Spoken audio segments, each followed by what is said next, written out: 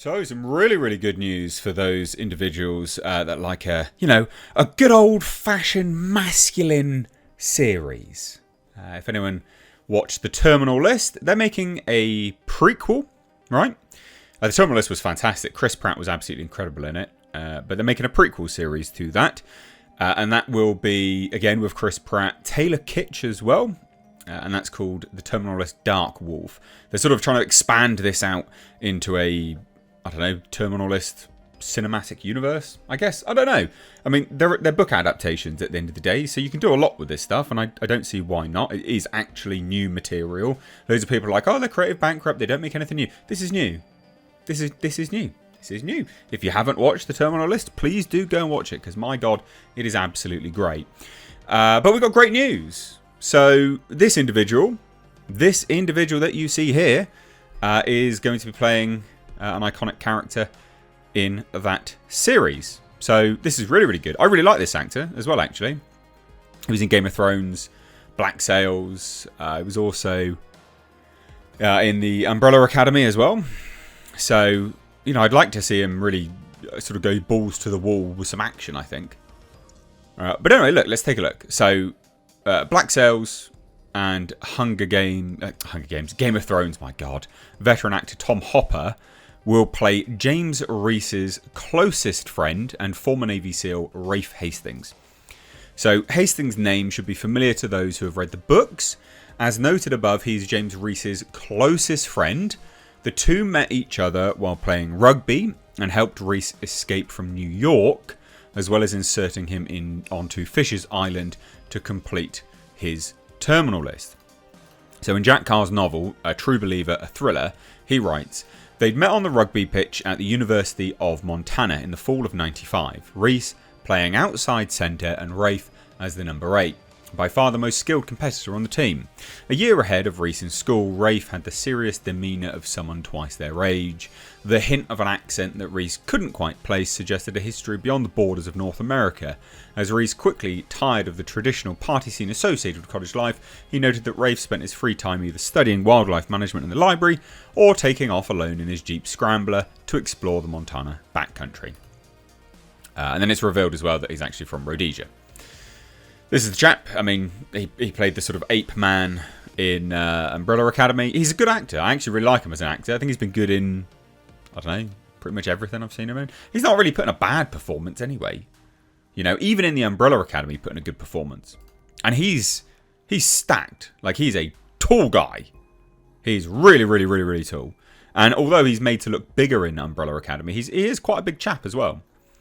So, they're sort of they're keeping with that vibe of they're just keeping with the vibe of what they want to do with this stuff. It's masculine, it's manly, it's it's good. This is kind of old-fashioned kind of stuff. I say old-fashioned, it's just normal, isn't it? Really, at the end of the day.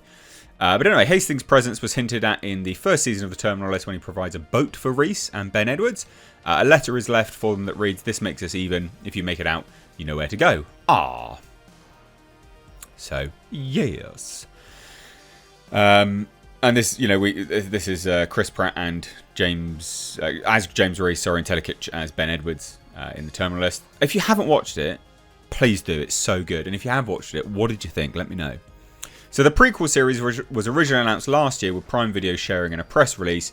The prequel series featuring additional iconic car characters, including James Reese, Rafe Hastings, Mohammed Farouk, and Ernest Boozer Vickers, is an elevated espionage thriller that takes viewers on Edward's journey from Navy SEAL to CIA paramilitary operator, exploring the darker side of warfare and the human cost that comes with it.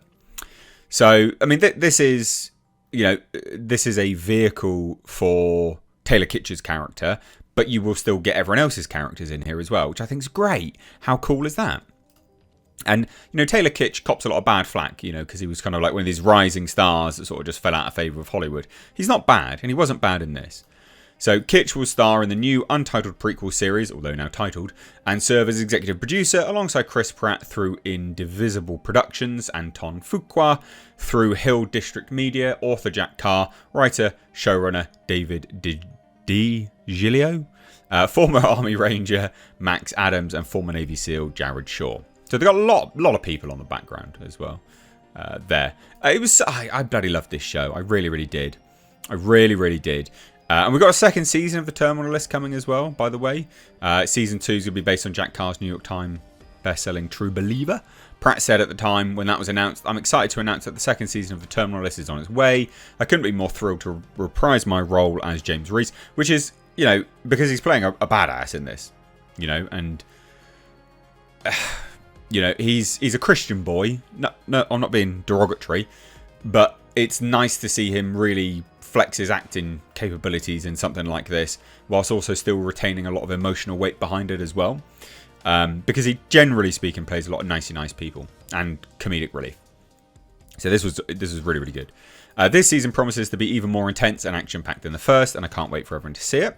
And for those who are fans of Taylor Kitsch Ben Edwards, I'm happy to say that we're also working on a spin-off series that will delve deeper into his story and follow his journey from a Navy SEAL to CIA operative. And to make it even more exciting, I will also be appearing in this prequel series. I promise you it will be just as thrilling and engaging as The Terminal List. Stay tuned for more updates, and we can't wait for you all to join us on this journey. Well, I can't wait either. I bloody can't wait. I think this is great.